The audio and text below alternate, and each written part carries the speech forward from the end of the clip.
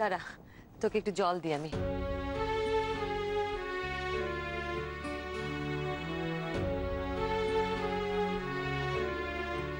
নে।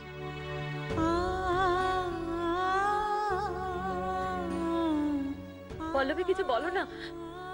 বনি, হ্যাঁ বনি, একটু কথা বল না বাবা। কেন চুপ করে আছিস? এই খিদে পেয়েছে তোর? কিছু খাবি? বুঝলে দি। ও বনি, বনি তুই কথা বলছিস না কেন? তোর কি হয়েছে? হ্যাঁ, কি হয়েছে?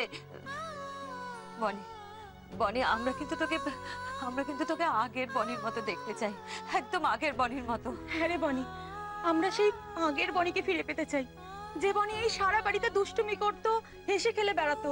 সেই বনিকে চাই আমরা। তুই তুই কি চাস বল?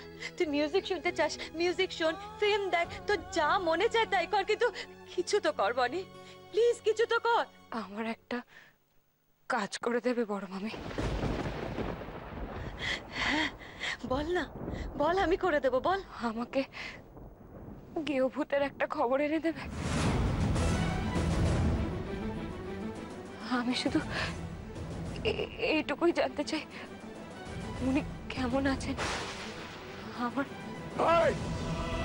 চুপ, একদম চুপ। বললাম না ওর নামটা মুখে আনবি না, আনলে আমার চেয়ে খারাপ কেউ হবে না। হারুন সমাদা শালু, কি করছেন নাকি? নিজের মেয়েটাকে এরকম করে? আমাকে না থামিয়ে ওকে থামাও। বারবার কথা শুনছে না। বলে দিলাম ওই কেউ 400 টাকা যদি না ভুলিস আমি শেষ করে দেবো ওকে।